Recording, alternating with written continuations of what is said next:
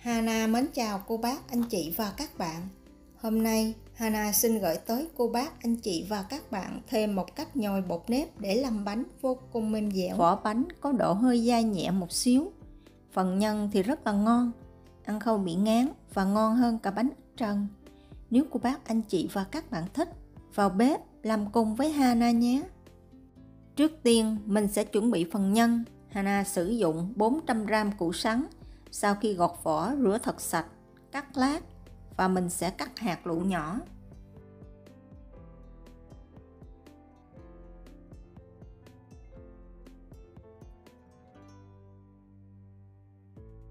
Nấm mèo thì mình dùng 15g nấm mèo khô.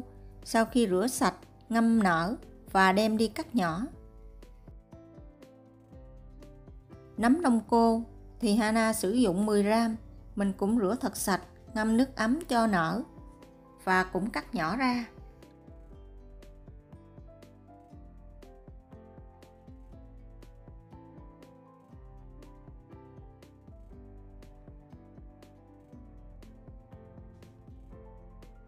Cà rốt thì mình dùng 100g. Tôm khô thì mình dùng 30g. Sau khi rửa thật sạch để ráo, mình không cần phải ngâm mềm. Bắt cái chảo lên bếp, đun nóng 2 muỗng canh dầu ăn. Khi dầu nóng thì cho vào 1/2 muỗng canh hành tím băm, phi cho tới khi hành vàng và thơm. Lúc này mình cho hết phần tôm khô lúc nãy vào, xào cho tới khi tôm thơm. Nếu mà cô bác, anh chị và các bạn mình ngâm thì tôm sẽ bị mất mùi vị, ăn không ngon. Khi tôm đã có mùi thơm thì cho ra ngoài chén và để cho nguội bớt. Tiếp tục cho hết phần nấm mèo vào, xào khoảng 2 phút. Mình làm như vậy để khử mùi hôi của nấm.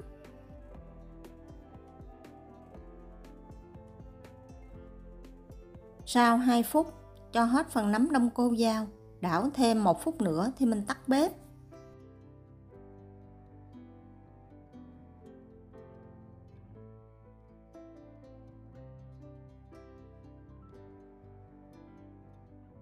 Tôm khô bây giờ đã nguội bớt, mình sẽ cho vào cối và đem đi xay nhuyễn.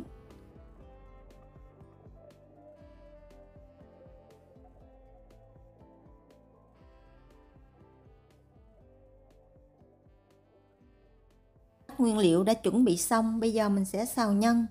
Đun nóng 2 muỗng canh dầu ăn. Khi dầu nóng mình cũng cho vào 1 muỗng canh hành tím băm, phi cho tới khi hành vàng và thơm.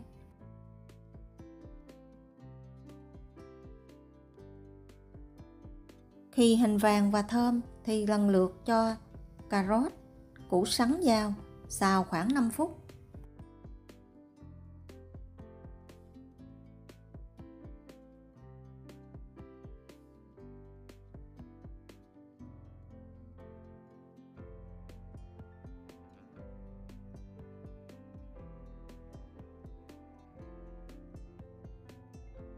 Sau 5 phút, mình cho tất cả các nguyên liệu đã chuẩn bị trước đó vào, trộn đều lên.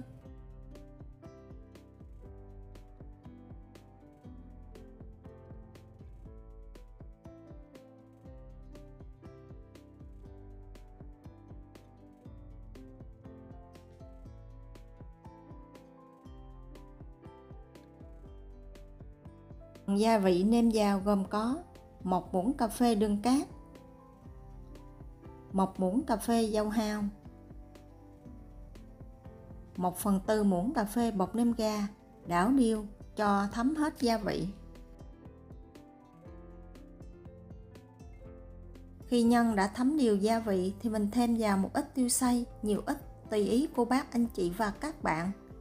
Trộn đều lên, tắt bếp và để nhân thật nguội trước khi gói bánh. Xong phần nhân, mình chuyển qua phần bột. Bột nếp thì Hana sử dụng bột nếp Thái 250g. Cô bác, anh chị và các bạn có thể sử dụng bất kỳ bột nếp nào cũng được. Rây đều bột và để qua một bên. Tiếp theo, mình sẽ đi lấy trùng phần bột gạo. Cách làm này Hana đã chia sẻ hơn 1 năm trước rồi. Hôm nay Hana chia sẻ lại nhưng mà mình thay đổi liều lượng. Bột gạo Hana sử dụng 50g, rây vào son, thêm vào 1/2 muỗng cà phê muối, 2 muỗng canh dầu ăn,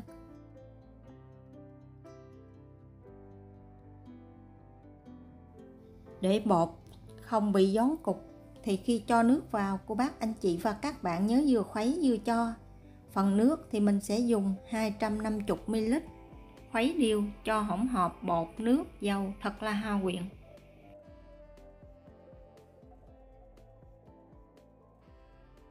Cho son bột lên bếp, khuấy ở lửa vừa, cho tới khi phần bột hơi bị sánh ở đáy.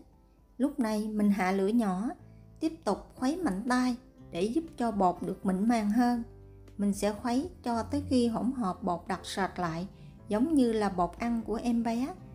Khi khuấy bột, cô bác anh chị và các bạn dùng cái phới lồng khuấy thì sẽ dễ dàng hơn. Bột bây giờ đã đặc sệt lại, mình sẽ tắt bếp, khuấy mạnh tay để giúp cho bột được mịn màng.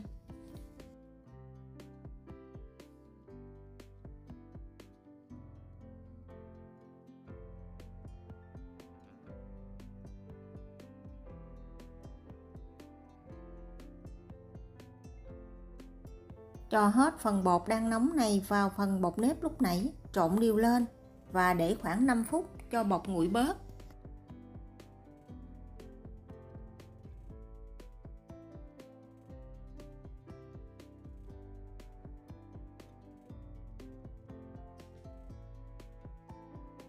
Sau 5 phút bột đã nguội bớt, cô bác anh chị và các bạn đừng dùng tay nhồi bột thành một khối. Làm như vậy phần bột gạo và bột nếp không được đều, phần bánh ăn có chỗ cứng chỗ mềm. Mình chỉ cần dùng hai tay chà sát bột với nhau cho bột thật là hòa quyện và tơi mịn ra.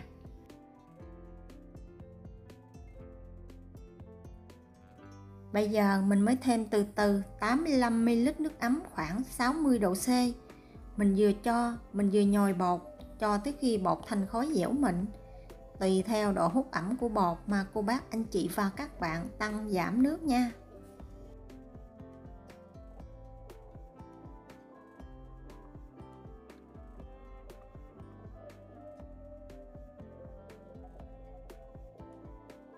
Bột sau khi nhồi xong không quá khô cũng không quá ướt. Bột rất là mịn và mềm. Trong công thức này, để bánh hơi có độ dai nhẹ một xíu thì Hana thêm vào 20g bột năng. Sau đó nhồi cho hỗn hợp bột thật là hòa quyện với nhau.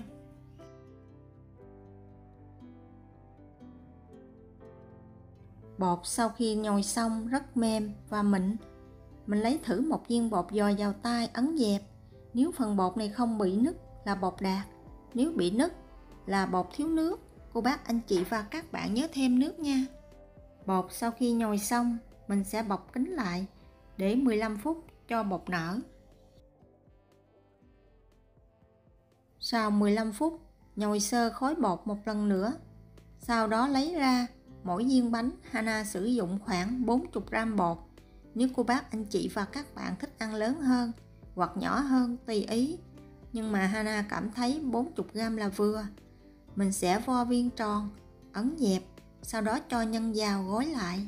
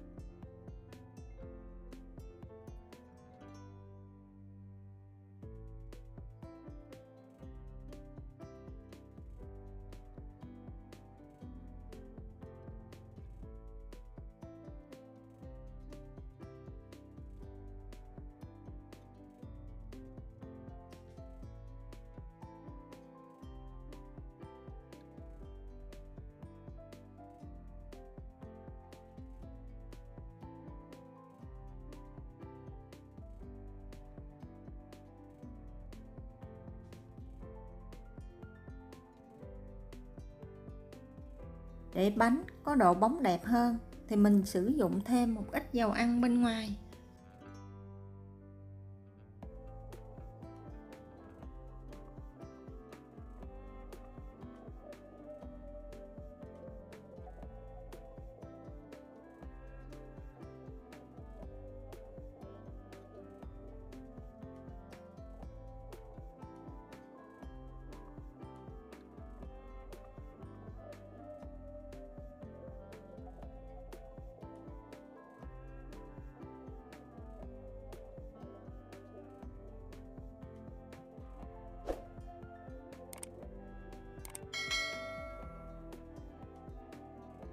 Nếu cô bác, anh chị và các bạn có lá chuối, mình sẽ đặt bánh lên lá chuối. Không có, mình dùng giấy nến cũng được.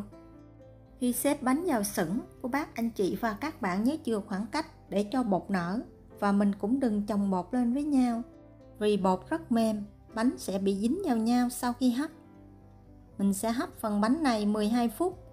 Trong lúc hấp 12 phút, cô bác, anh chị và các bạn nhớ dỡ nắp ra, xả hơi 1-2 lần. Làm như vậy thì phần bánh giữ nguyên hình dạng, không bị nở to quá. Sau 12 phút, mình dỡ hẳn nắp ra, thoa một ít dầu ăn giúp cho mặt bánh được bóng đẹp và luôn mềm mại. Vậy là Hana vừa chia sẻ với cô bác, anh chị và các bạn thêm một món bánh được làm từ bột nếp. Bánh vô cùng mềm dẻo, có độ dai nhẹ một xíu. Phần nhân làm từ củ sắn, kết hợp với nấm, tôm khô, ăn rất là ngon. Cảm giác ăn hoài không ngán, giống như mình ăn bánh ít trân. Hy vọng cô bác, anh chị và các bạn sẽ thích món bánh này. Nếu thích, nhớ đăng ký ủng hộ kênh của Hana nhé. Hana cảm ơn. Hana kính chúc cô bác, anh chị và các bạn nhiều sức khỏe, nhiều niềm vui và luôn thành công trong cuộc sống.